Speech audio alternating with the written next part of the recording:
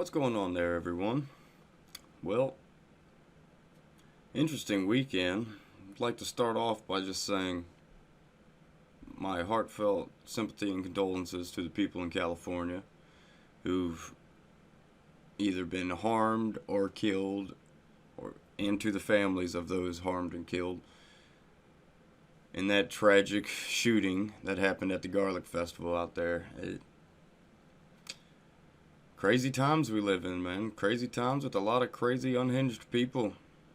Like I always say, if you see something, say something.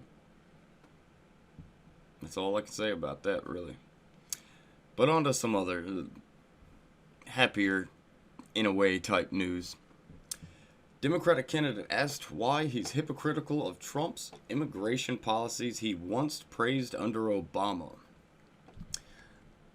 Stories like this always kind of make me chuckle because it just shows the left doesn't seem to have any concrete message or, any concrete anything. Their policies are all over the place and kind of anti-American when you really get down to the nitty-gritty. They'd rather be globalist and help everything else out. It's not a good look. Democratic presidential candidate Julian Castro was asked why he's hypocritical of Trump's border policies when he once lauded similar actions conducted under Obama. Castro supports decriminalizing illegal entry and re-entry into the U.S. and believes words such as alien and illegal alien are offensive. Castro, during the unearthed 2013 congressional hearing, could not answer if illegal alien gang members should be removed from the country. That right there should let everyone know Julian Castro is not good to be a leader for the country. That would make our country that much more unsafe and unstable. But let's get into the story here. Democratic presidential candidate Julian Castro, a fervent opponent of the Trump administration's immigration agenda, was called out for his past praise of former President Barack Obama's immigration enforcement policies, which we all know President Obama was very strict on the border, which he should be, as the president of the United States, not the president of the Western Hemisphere, but the United States. He actually was very strict on the border. That's one good thing Obama did. I want to ask you about immigration, which you have made a part of your campaign focus, said Face the Nation host Margaret Brennan Sunday. When you were mayor of San Antonio, you testified before Congress and you called for increased border security measures and you praised the Obama administration's actions. Brennan then played a clip of Castro speaking before the congressional hearing in February 2013. In the clip, then San Antonio Mayor Castro is seen lauding the Obama administration's success at removing dangerous individuals after beefing up security along the U.S.-Mexico border. And I believe that's the video of it. I'm not going to click on it. CBS and stuff like that. I don't trust them. They probably would flag any video that is of a conservative slant. You know how it goes. I think we all know how it goes nowadays.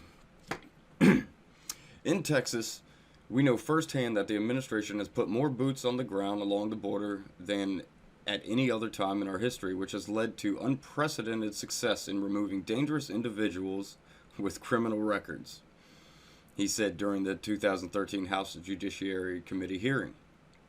Why did you praise that policy then, but when Trump administration adopts similar language and policies, you're hypocritical of them, Brennan asked. Castro, who went on to serve as Secretary of Housing and Urban Development under the Obama administration, maintained that his position had not changed and that he has always been in favor of removing criminal illegal aliens from the U.S.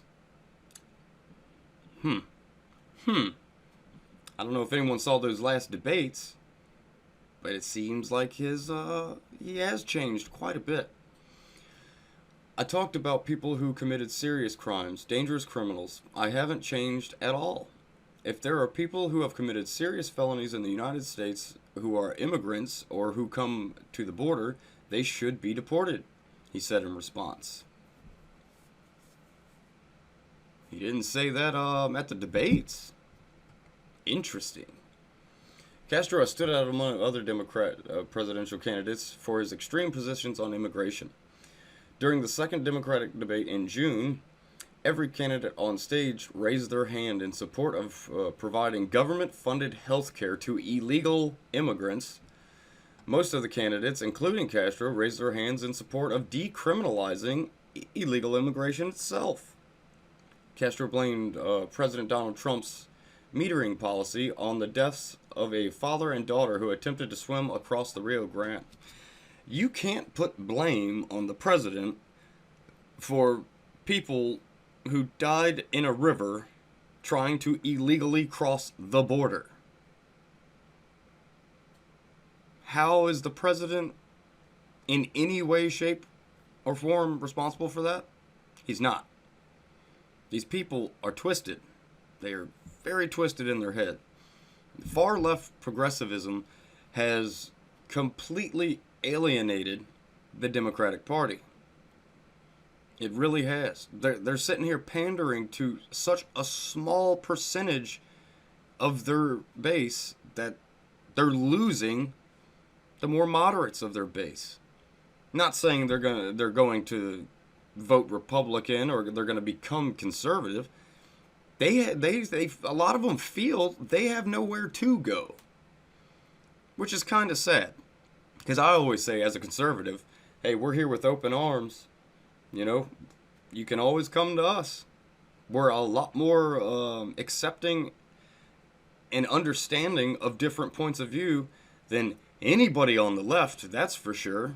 You can see the far left will attack you for your differing points of view. We've seen this. It happens far too often. It's actually very unnerving and should not be happening, but unfortunately it does happen. Back to the story real quick. The former HUD secretary also called for the removal of the law that makes it a felony to re-enter the country illegally more than once. He even supported legislation that eliminates the words alien and illegal alien from the federal government's legal code. Why? I don't find it offensive at all.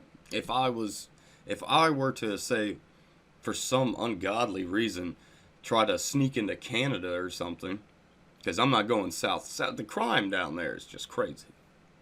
Crime up in the north's getting a little crazy too. They just don't report on it a lot. But yeah, if they called me an illegal alien, I wouldn't be offended by it. I'd say, well, yeah, I kind of am. Kind of am. What can you do? While Castro maintained that his position is consistent with the comments he made in 2013, obviously not, he did not appear prepared at the time to address the nuance issues that come with only removing illegal aliens who have already committed crimes. Just, these people don't seem to realize that just crossing the border illegally is a serious crime. It's a serious crime. You're pretty much infiltrating the United States. I don't know. I don't agree with illegal immigration at all in any way, shape, or form. It's terrible for the country, for any country. It burdens the system too much. If we have someone who is here illegally and not one of those hard-working people, but someone who is a member of a violent criminal gang, we should be prepared to deport them before they commit a criminal act. Or should they also have a path to citizenship? Former Virginia GOP Representative Randy Forbes asked Castro during the 2013 hearing, according to Achieved testimony. With regard to the hypothetical, with regard to the hypothetical of the people who might commit a crime or might not commit a crime, I already concede that I am not in law enforcement. I am not a technical expert in that regard. But I do believe that folks who have committed a violent crime should be deported, Castro answered. The fact is we don't really know what these 20 or so Democrats really think. They're not being honest when they're on these debate stages. They're pandering while they're on these debate stages. That's going to be a big problem for them. Because people don't like dishonest politicians. And we can see it. In this day and age, everything's been recorded. I mean, since the early 2000s, with the introduction of these smartphones, everyone records everything wherever they're at. It's kind of sad, too. People are too busy looking through a screen of a camera than they are looking with their real eyes and actually absorbing the moment. But, yeah, it just further shows the hypocrisy, and it further shows the pandering to the extreme of the party. Why would you do that? Imagine if any conservative even attempted to pander to the extreme of the right. I mean, first off, I would disavow them, because the far right, just like the far left, are not good. They're bad. They are very ignorant in almost every ideological way. They are both extremes are tribalist, and both extremes are really kind of authoritarian. It's like I'm saying, all I'm trying to say is you shouldn't pander to either extreme, because that's not most of the country. That's a very, very small percentage. Tiny percentage. And that's not going to get you a win, first off, and pandering to them is going to alienate you from the biggest part of the parties, which are the moderates. I just don't get I don't understand why the Democrats feel that that's going to get them the win. I don't understand, because if you look at, there's so many just independent content creators on many different platforms that are on the left that are saying it's not working. This isn't going to work. They're predicting a Donald Trump win. And these are left people. These are left-leaning people. They know, they see reality, A lot of these people, politicians and stuff, that they're not seeing reality. They're not seeing the average American's point of view. And even if they know the average American's point of view, they don't go with that. They go with the far extreme side of their party. I don't get it. It doesn't make any sense. And I'm pretty sure it's not going to help them in any way. I'm pretty sure it is going to lead to Donald Trump's victory. Everyone knows I'm supporting Trump. He is the lesser of two evils. Yes, he's brash. Yes, he says crazy things. But like the phrase I coined, it's strategic chaos. Usually when just look last week. When he was sitting there and they were coming down on the squad, in one of my videos from then, right when he started attacking the squad, I said, there's something behind this.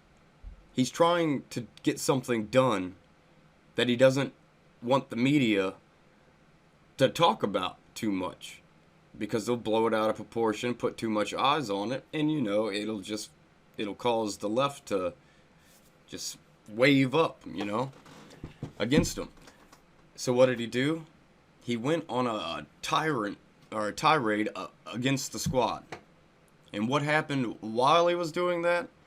He got some major victories on the border situation with funding for the wall, which is awesome, because most of America actually want the wall built.